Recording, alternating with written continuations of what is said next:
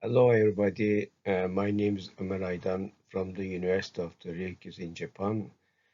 First of all, I would like to thank Dr. Souza and Dr. Edo Quadros for inviting to deliver this lecture to Geotecnia Brasil.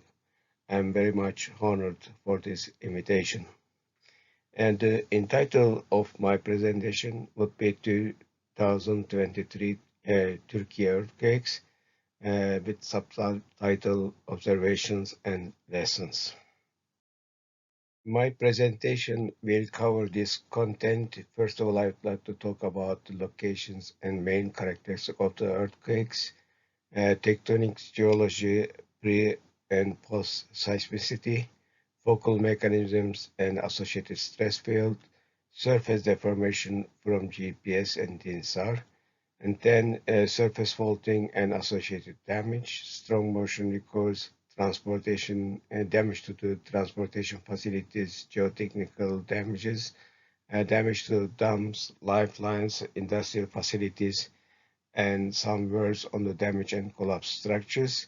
And finally, I would like to end by unusual observations. In this slide, I show the locations and main characteristics of these doublet earthquakes. Two earthquakes occurred. The first earthquake is called Pazarcik earthquake, and second earthquake called Ekinozu earthquake. Pazarcik earthquake occurred in the morning at 4:17 on February 6, and it involved the rupturing of Dead Sea Fault and East Anatolian Fault. The initial and following rupture length would be about 270 kilometers. Ekinozu earthquake occurred on east-west trending Çardak Falls with a total length of 120 kilometers, and it happened after 9 hours following the first earthquake.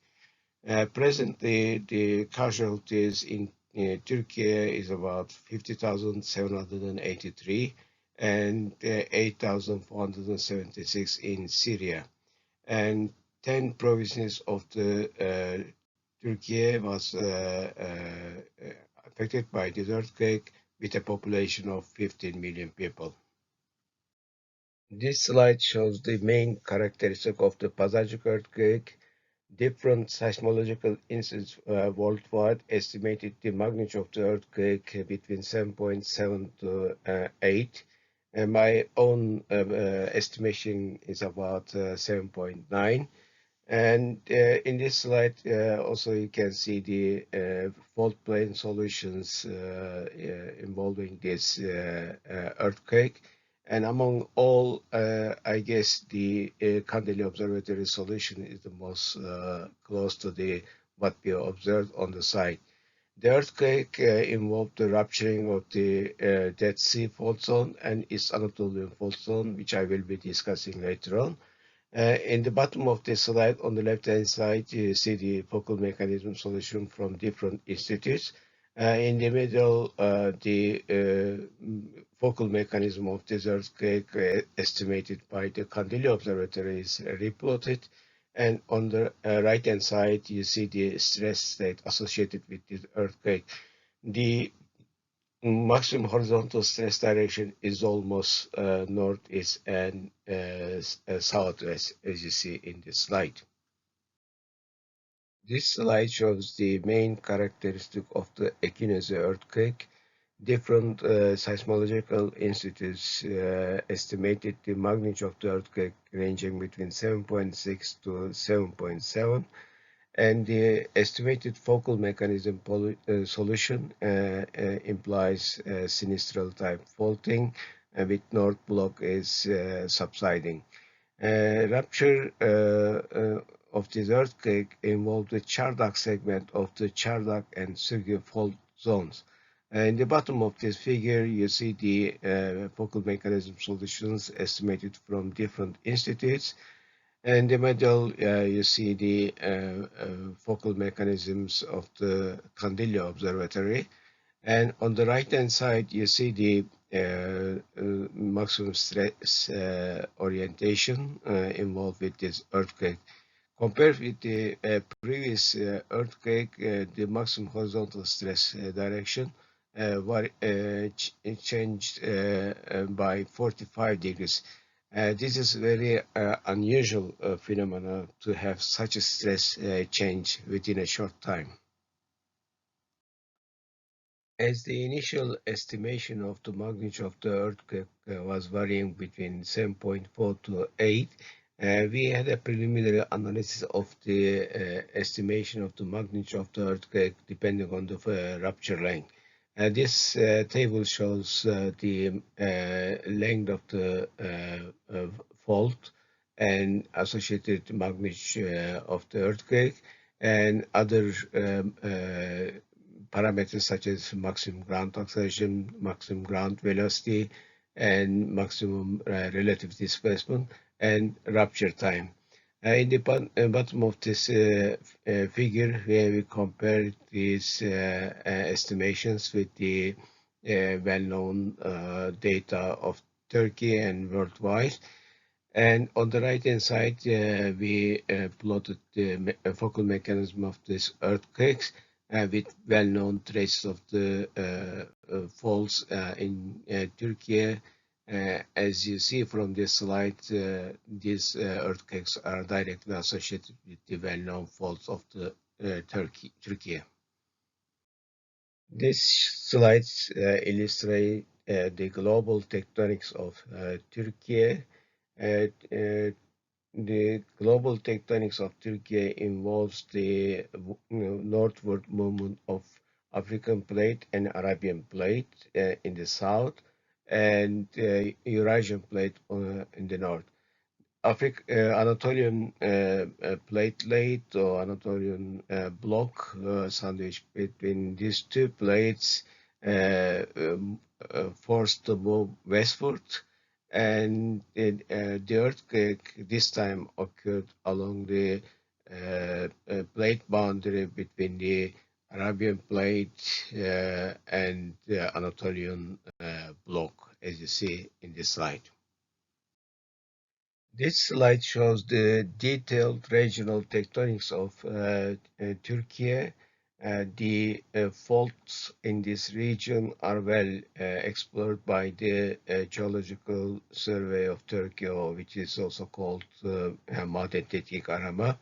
In this slide, the rupture faults are depicted. And the first red line corresponds to the initial rupturing along the Dead Sea Fault. And this fault triggered the East Anatolian Fault segment, which is there illustrated by the yellow line. And after 9 hours in the north, the Çardak Fault moved, which was illustrated by pink line, as you see here. So all earthquakes are associated with the well-known fault segments in Turkey, in this region. This slide shows the post and pre-seismicity of the region. At the upper part of this slide, major large earthquakes are depicted. And among all, there are 2 earthquakes with a magnitude greater than 7. The first earthquake of this scale occurred near Antakya in 526. And the second major earthquake with a magnitude of 7 occurred near Kahramanmaraş in 1513. And in the bottom of this figure, we show pre-seismicity and post-seismicity. When we look at the pre-seismicity figure, we notice that the earthquakes in the region of the first earthquake are quite rare. And also for the second earthquake, the earthquake occurrences are also rare. So they may correspond to the seismic gaps, and these 2 earthquakes fill these gaps.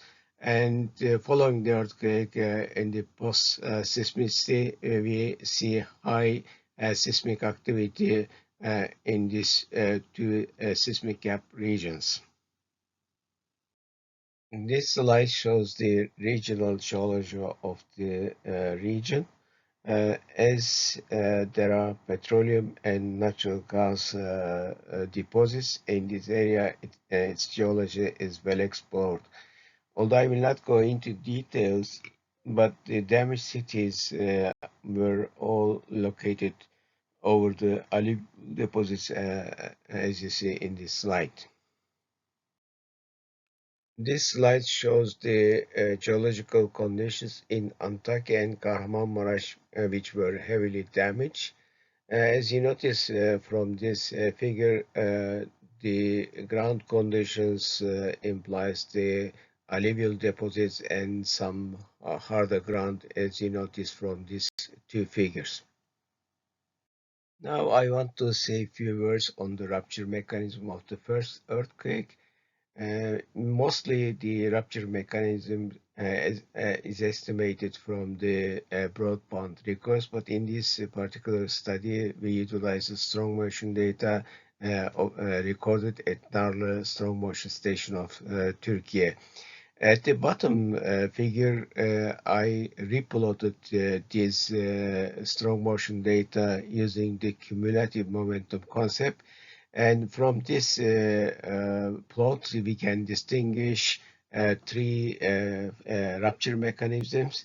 First, there is a rupture mechanism which was about 20 seconds, and the second rupture was 30 seconds, and the third rupture was 22 seconds. The first rupture involved the Narlo fault, which lasted about 20 seconds. And then this Narlo fault belonging to that's a fault zone triggered the Pazarcik segment of the East Anatolian fault. And this earthquake caused a bilateral rupturing lasting for about 30 seconds. And the third rupturing took place along the Amunos fault segment of the Anatolian fault zone. To explain this rupture mechanism, some people introduced the super shear concept, but it's something quite to me it's nonsense, because this involves the stress transformation, not rupturing along a certain fault line in shear mode. Anyway, from this figure, we can distinguish three rupture segments, which are named as FR1, FR2, and FR3, as illustrated in this slide. And the estimated total rupture length of this faults were about 250 to 270 kilometers, depending on the assumed rupture velocity. Now I show a couple of slides associated with the rupture segments and ground conditions along the surface rupturing. The first segment is named as FR1, and we call it Narlı segment belonging to Dead Sea Fault Zone. On the left top figure, you see the satellite image of this area. And the earthquake started from the southern part near the Atalar village and moved northward, and it hit the Pazarcik segment at the region called Tetirlik. On the right top and bottom, you can see some images of the fault ruptures associated with this earthquake. The maximum amplitude of the relative slip was about 4 to 5 meters, as you see in the slide. Next, the second rupture segment named as FR2. This segment belongs to the Pazarcik segment of the East Anatolian fault zone, and it's about 135 kilometers long. it extends from the Nurdağ to Gölbaşı. In the middle of this figure, you see the satellite image of this area, and along this fault line, we had a rupturing of the ground surface by more than 4 to 5 meters. And the bottom figure shows the faults seen in the southern part, and the top figure shows the fault rupture segments in the north. And also you can notice the rupturing of the tree, but split it by faulting. And this slide shows the fault ruptures tree segment, which is named as Amino segment of East Anatolian fault zone. In the middle of this slide, we shows the satellite image of the region. The fault length is about 85 kilometers, and around this image, we show a couple of pictures from the ruptured places, and the relative slip of this fault segment range between 3 to 4 meters.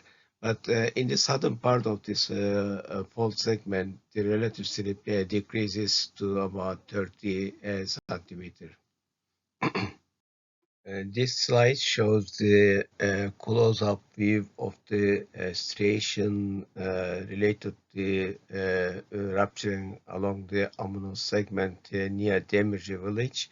At the top, it's a close-up view of the striation, and on the bottom left-hand side, you see the fault plane slip in this earthquake. From this striation, we can estimate the focal mechanism of the earthquake and also associated stress field as shown here. Because of the orientation of the fault, the stress state changes from the average stress state estimated for this earthquake. This slide shows a couple of pictures from the side and satellite image of the area. In the middle of this slide, we shows the satellite image of the ruptured region. Rupturing started from Nurhak and went to the Göksun with a total length of 120 to 130 kilometers. And the relative slips was quite larger compared to the first one, and the maximum amount of relative slip measured on the site was about 9 meters. Compared to the first earthquake, this is a very huge amount of slip. There were some surface deformation measurements using the GPS and the INSAR. On the left-hand side, ground velocity vectors are plotted for Pazarcik earthquake and Ekinozu earthquake, which were obtained from the GPS. On the right-hand side, the INSAR analysis resulted the ground deformations, as you see on the top right-hand side figure. The relative slips from the GPS were quite less than what we measured along the relative slips for the surface ruptures. And the relative slip for the Pazarcik earthquake from nearby GPS stations were about 80 centimeters. And regarding the Ekinozu earthquake, also the measured GPS deformations were quite less than what observed on the rupture segments. And this analysis carried out, but it is very difficult to distinguish two earthquakes separately. And at the bottom of this figure, some relative slips were estimated. And the red figure shows the relative slip for the Ekinozu earthquake, and black line shows the relative slip for the Pazarcik earthquake. The DSR analysis showed that the maximum relative slip for the Ekinozu earthquake was about 8 meters. And regarding the Pazarcik earthquake, the relative slip there varied between 4 to 5 meters as we observed on the ground.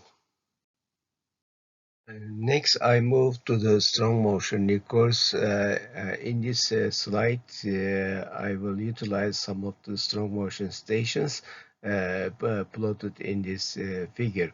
Especially, I will concentrate on the strong motion stations from Kırıkhan to Kahramanmaraş.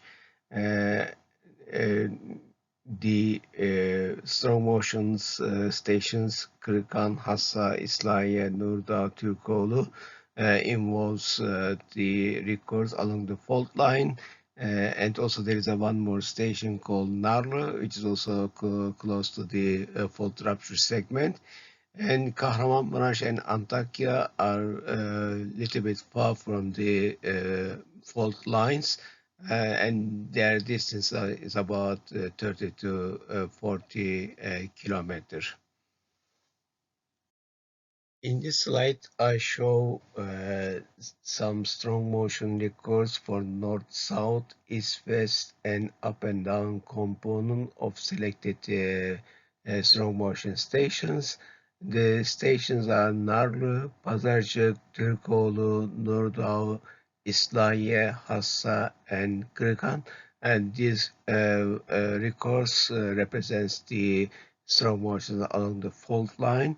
And Kahramanmaraş and Hatay records are the records a little bit far from the fault line, and these two stations represents the strong motion conditions associated with the damage in these two cities. And you can also notice the rupturing mechanism from these acceleration records, as I discussed previously. This slide shows the acceleration response spectra of some selected stations along the fault line. These strong motion stations are Pazarcık, Nurdağ, Narlı, Türkoğlu, İslahiye, and Hassa. And although I will not discuss in details, these are the strong motion spectra, and you can notice that high frequency components are dominant. Now I show acceleration response spectra for some cities a little bit away from the fault rupture. And in this slide, you can see the acceleration response spectra for Kahramanmaraş, Hatay, İskenderun, Osmaniye, Diyarbakır, and Gaziantep. Except Gaziantep strong motion stations, most of these acceleration response spectra implies longer period components, as you see in this slide. In this slide, I compare the acceleration response spectra of records taken near the fault and in some heavily damaged cities. On the left-hand side, two records taken at Pazarcık and Türkoğlu are shown. And on the right-hand side, the acceleration response spectra for Kahramanmaraş and Hatay are shown. In this figure, we also compare the design acceleration spectra of Turkish seismic code. When we look at this figure regarding the records near the fault, the response spectra of some these stations along the fault rupture zone greatly exceeded the seismic design spectra of Turkey. However, for the heavily damaged cities, the response spectrum of these cities were within the seismic design spectrum of Turkey. Next, I move to the attenuation of strong motion with distance. In the top part of this figure, I plotted the maximum ground acceleration recorded and maximum ground velocity as a function of well-known attenuation relation, which considers the orientation of faults.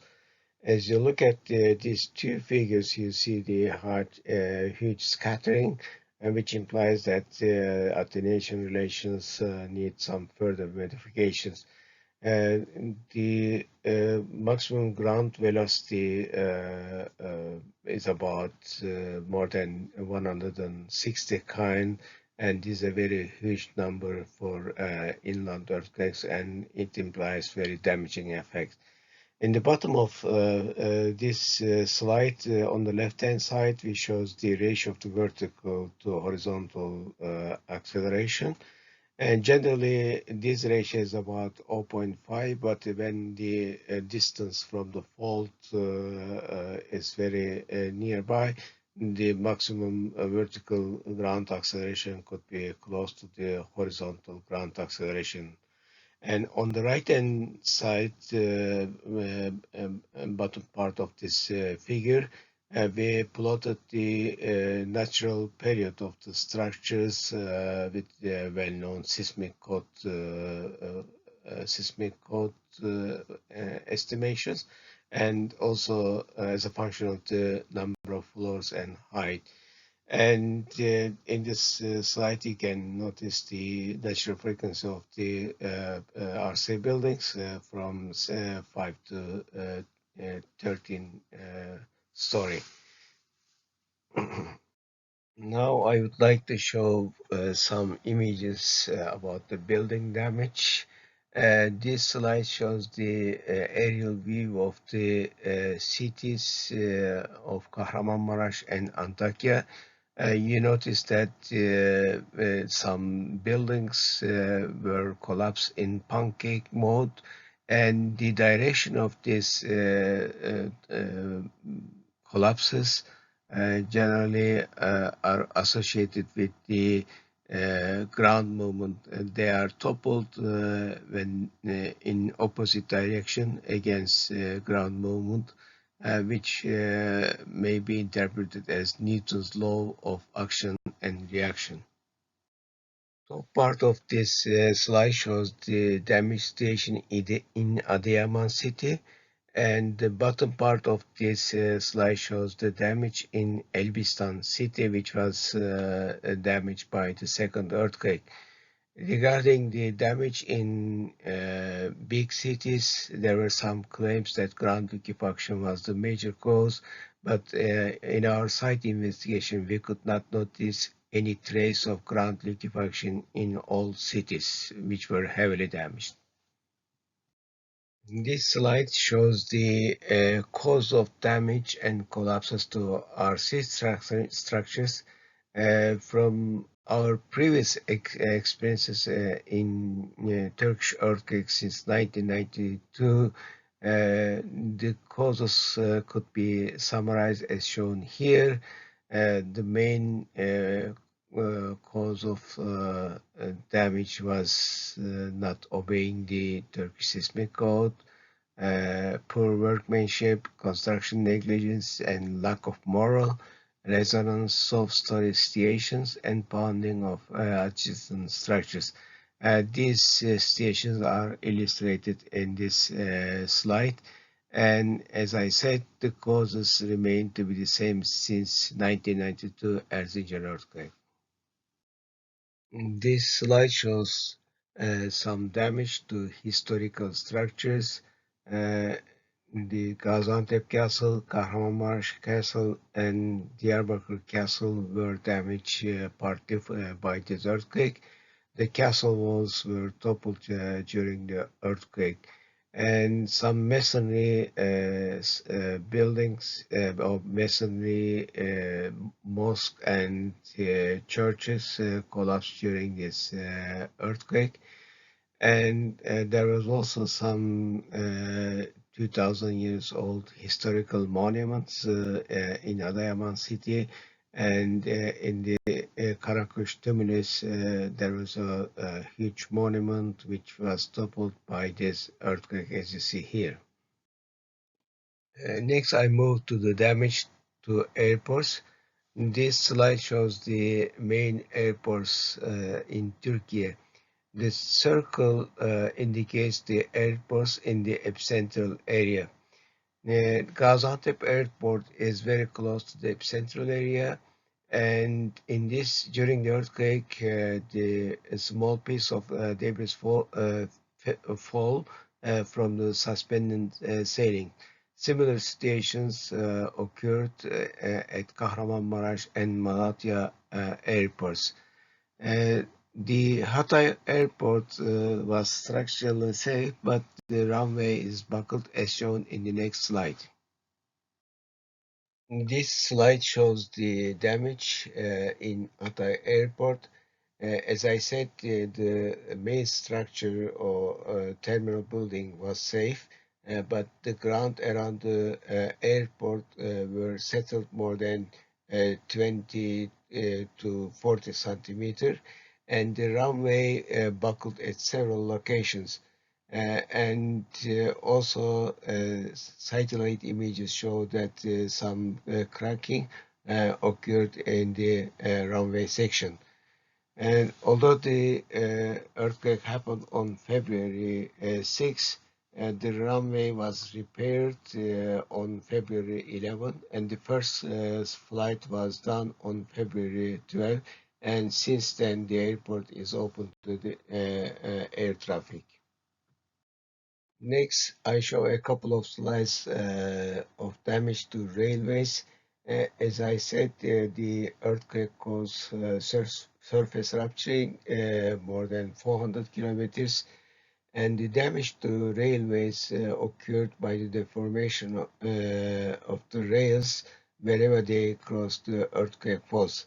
In addition, trains and wagons were derailed or toppled. Rock falls and slope failures also occurred, and this caused some obstructions. This slide shows the damage to railway lines in Şekeroba and Narlı, and at Gölbaşı station, the wagons were toppled, as you see in this slide. This slide also shows damage to railway lines in Gölbaşı, Fevzipaşa, and also in Fevzipaşa some wagons and trains were toppled, as you see in this slide. As I said, buckling of rails due to faulting and ground deformation occurred, and trains were toppled, as you see here. There are also some bridges damaged by this earthquake. One of the noticeable bridge was Göksu Abdülhamit Han Bridge. This bridge was built as a part of Istanbul-Bağdat railway line during the Ottoman Empire and completed in 1929. The piers of this bridge were cracked near the foundations, as you see in this slide. Next, I move to damage to tunnels. Tunnels were damaged by faulting or rockfall or rock slope failure. And this slide shows the damage to Ozan Tunnel, which was crossed by the fault, and the relative slip was about 230 centimeter, and the tunnel where the fault crossed collapsed, and this collapse reached to the ground surface. And in this particular station, damage level to the tunnel was assigned as 7. And in this slide, on the right-hand side at the bottom, you see the conditions of the tunnel face. And now I move to damage on roadways. This is a map published by the Roadway Authority of Turkey. It indicates the closed highways and open highways uh, following the earthquake. A yellow line indicates the closed highways which were affected by the earthquakes. Damage to highways occurred by faulting, embankment failure mainly. This slide shows some figures, some pictures of the locations where the damage occurred to highways by faulting and embankment failure. Now I show a couple of pictures related to damage to bridges. The top part of this slide shows the damage to Nurda Gaziantep Highway Bridge, and the overpass bridge collapsed due to permanent ground movements. At the bottom part of this slide, there are two bridges. One of them was an old bridge, and the foundation of the piers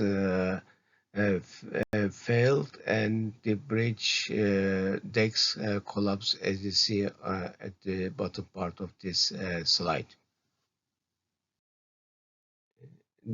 During this earthquake, there were some damage to tunnels, particularly the Erkenek tunnels between Gölbaşı and Malatya Highway were damaged during the earthquake.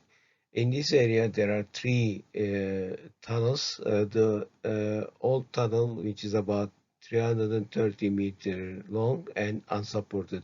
However, it is not used now. And there are two new Ergenek tunnels, which are 1,860 meters long. And the portals of this new Ergenek tunnels, there were some rock falls during the earthquake, as you see on the left-hand side of this slide. And on the right-hand side bottom, you see the portals at the Gölbaşı part of the highway. And although it is difficult to distinguish the cracks, but we can notice some cracking in shotcrete above the tunnel portals. In this slide shows the damage to concrete lining of new Erkenek tunnels. As you notice from the images, there are some spalling of concrete linings, although they are reinforced concrete structures. Some spalling and collapses occurred, and the cause of the damage is presumed to be due to a landslide type of movements which were actually observed during the construction of these tunnels. And this slide shows the station at the portal and inside of the old Ergenek tunnels. As I said, it's not used for traffic, but it's quite interesting as they are unlined, and the state of failure could be quite useful for the safety of underground structures during earthquakes. And the rock mass in this tunnel is mainly limestone. And although the tunnel itself was unsupported, and we noticed that there were some small type of rock falls from the roof, but the tunnel as a whole were stable. And at the portal of this tunnel also there were some slope failures. And the picture on the right bottom side shows the ground conditions between the new tunnel and old tunnel. And this section of the rock mass consists of the phyllite and black schist. This slide shows damage to some masonry bridges remaining from the Ottoman period. On the left-hand side, Batı Ayas Taş Köprü Bridge, and on the right-hand side is Demirköprü Taş Köprü Bridge. Although there were some slight damage to these bridges, the bridges were overall were resisted against the earthquake motions, as you see in this slide. Now I show the response of the high viaducts near the fault surface rupture. And there are two high viaducts named as Atatürk and Turgut Özal viaducts. They are within the close proximity of the fault ruptures, and they are associated with Tarsus-Adana-Gaziantep highway. They are built as redundant structures with continuous steel girders. On the right bottom side, you see the relative slip of the fault line about 200 meters away from the Turgut Özal viaduct.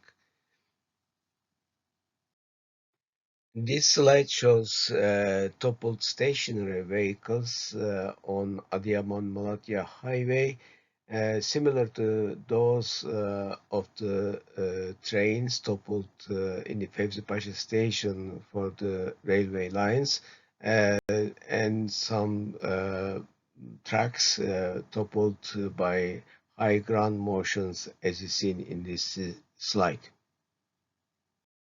In the earthquake-affected area, there are many ports. One of them is the Iskenderun port, and this slide shows views of the port and some slight damages to the port itself.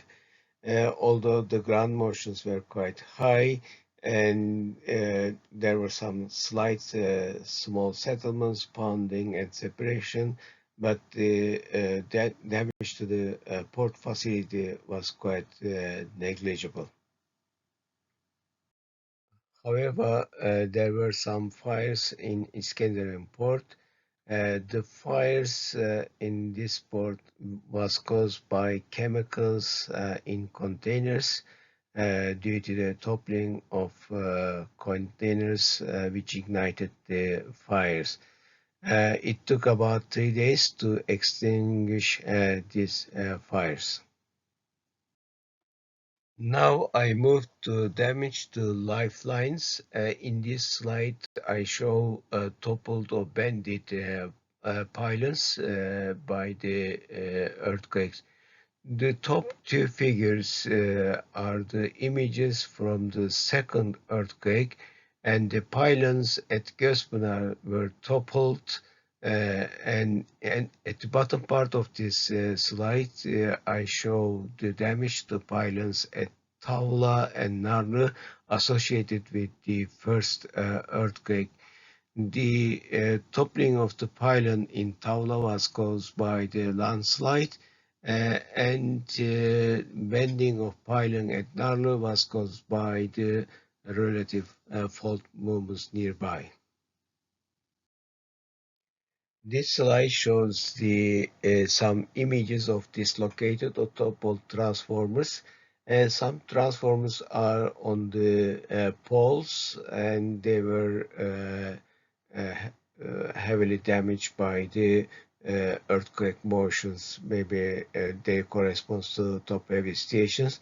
At the bottom part, you see some transformers toppled at the energy transmission substations, and the transformers toppled in the bottom figure was more than 2,000 tons.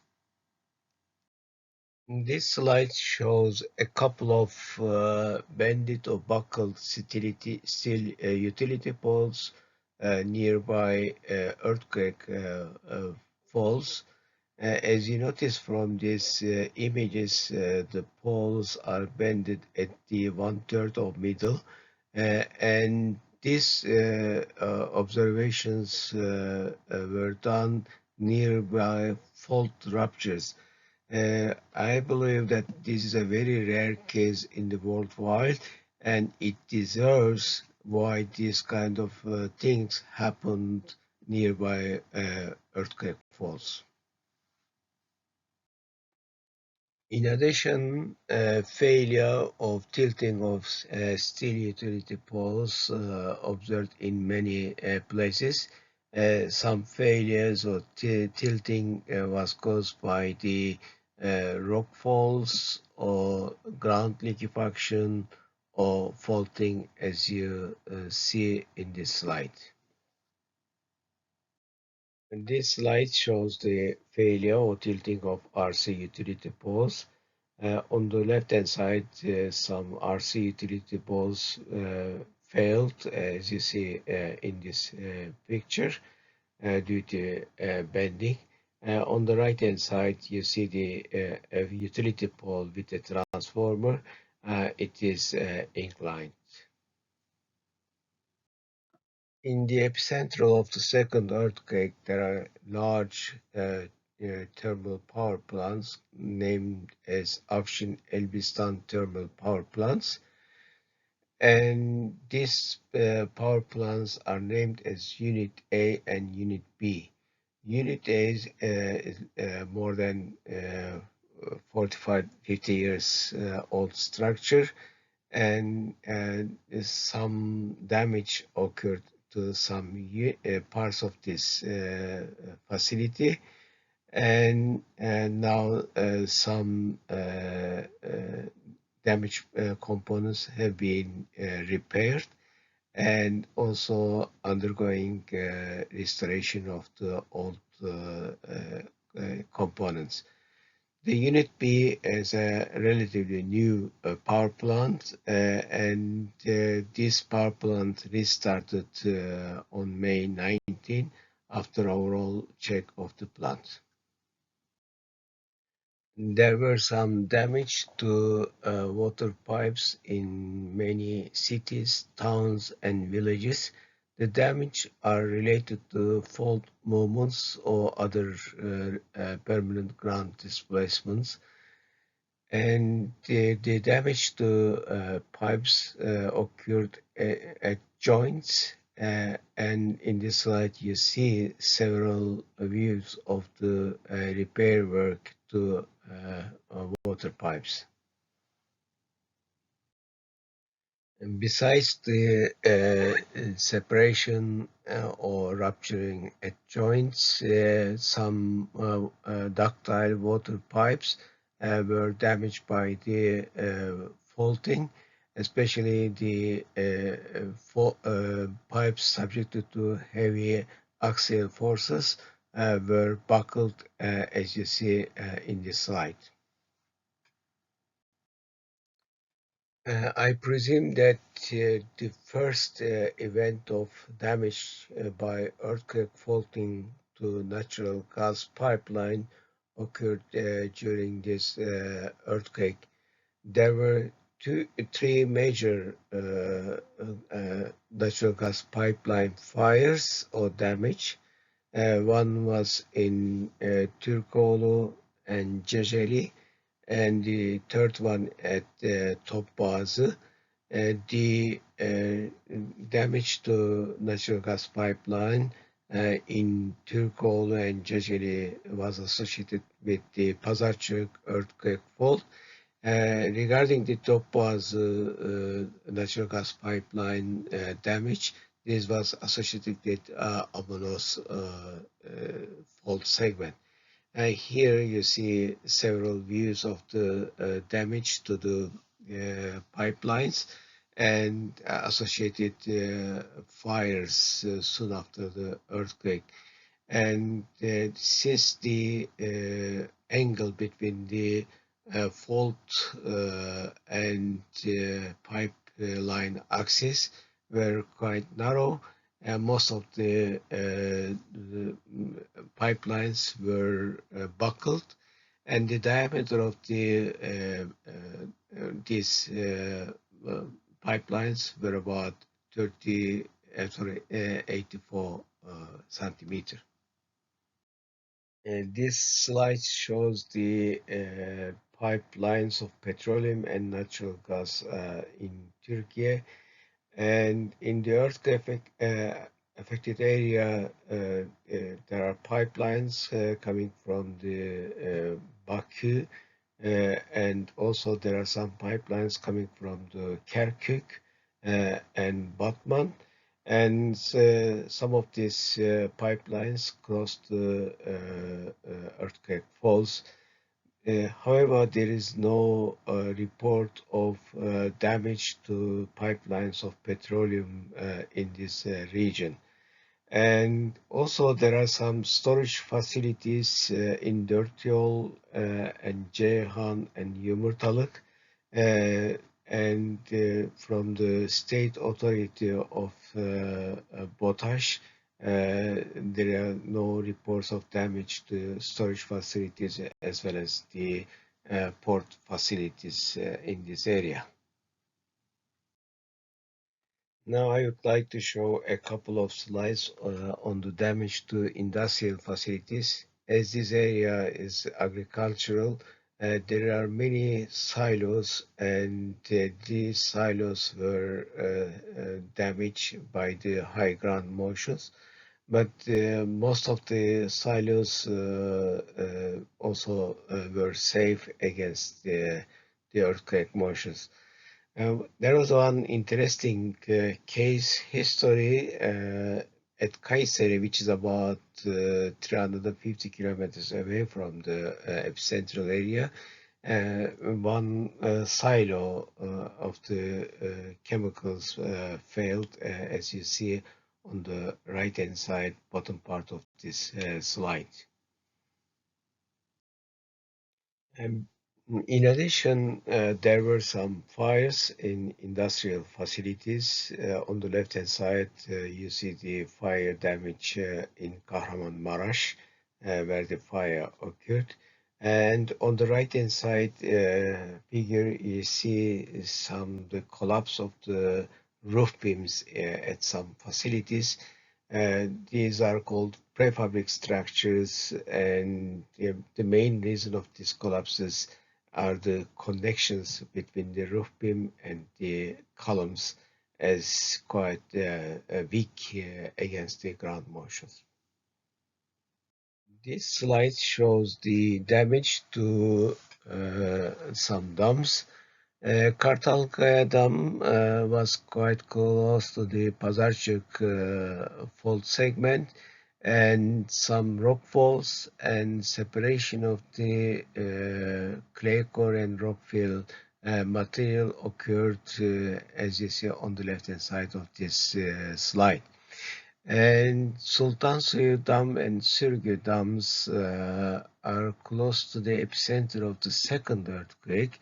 In Sultan Suyu Dam, the separation between the clay core and rockfill material was quite intensive, as you see in the middle of this slide.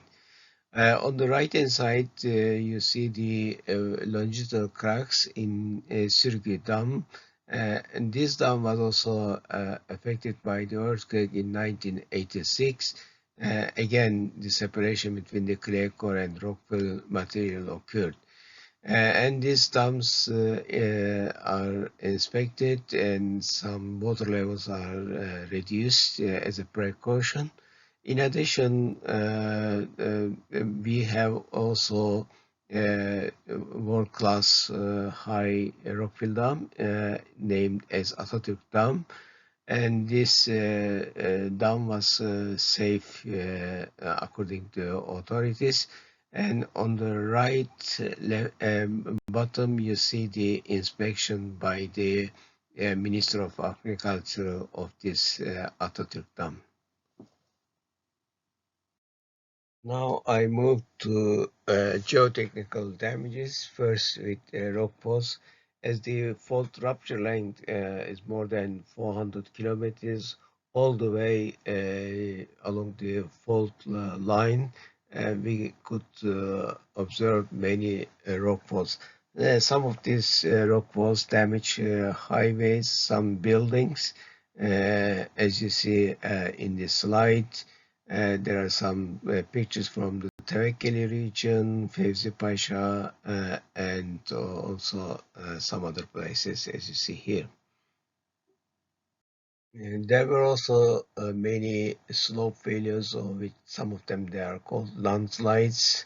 These are the Kuşkayası, Tevekkeli, Toygarlı, Tepehan, Karanlıkdere, İdillidere, and Harmanlı region along the Kahramanmaraş-Adıyaman highway. Especially the landslides in Toygarlı and Tepehan. İslahiye edililere and karanlıklara were of large scale, as you see in this slide. In relation to landslide, also landslide dams observed. The landslide dam at İdilidere in Islahiye was of great scale, and the height of the landslide dam was about 50 meters.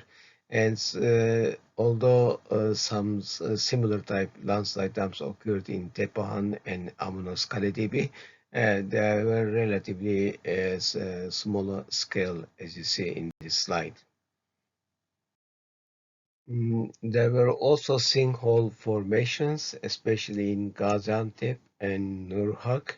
The sinkholes in Gaziantep city is associated with some man-made cavities used for different purposes in Gaziantep.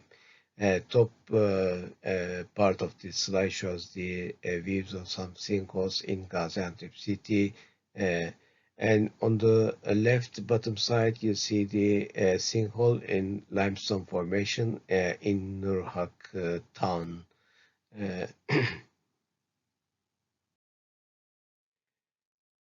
There were a lot of liquefaction and lateral spreading along the rivers. Although most of these liquefaction and lateral spreading are not occurring in the town or major facilities, they were in great scale and spectacular, especially for researchers studying this phenomena could see how the ground deforms following the liquefaction and lateral spreading. On the right-hand side, you see the station in Melekli, and at the bottom of this figure, you see the huge ground liquefaction in Asi River, Asi Boğazı.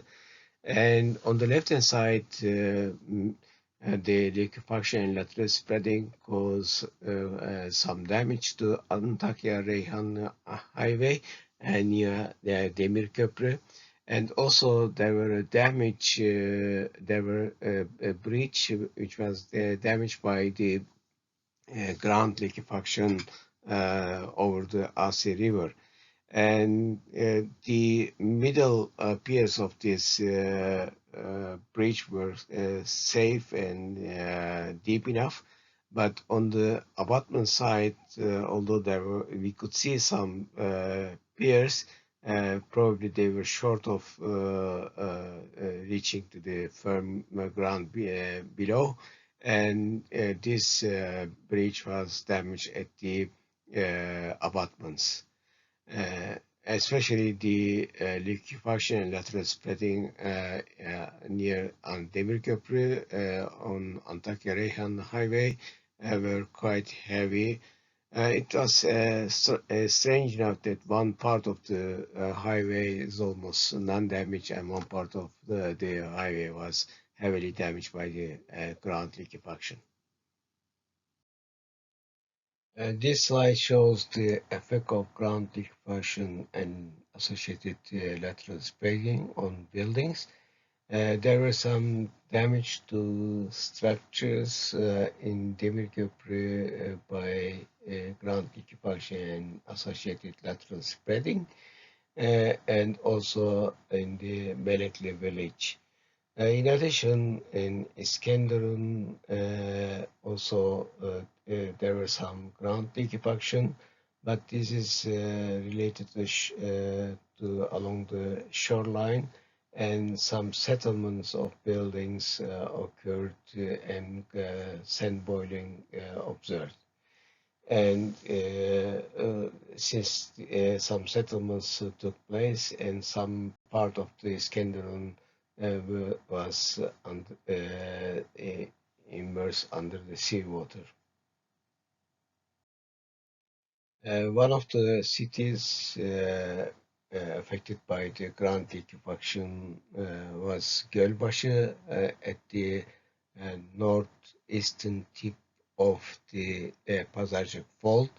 The Gölbaşı is located nearby a lake called also Gölbaşı Lake, and the area close to the lake liquefied, and settlement of some buildings up to 2 meters took place.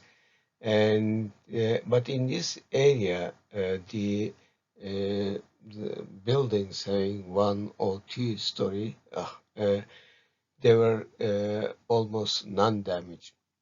And the buildings having shallow foundations are probably affected by ground liquefaction, and they were settled more than up to 2 meters, as you see in this slide.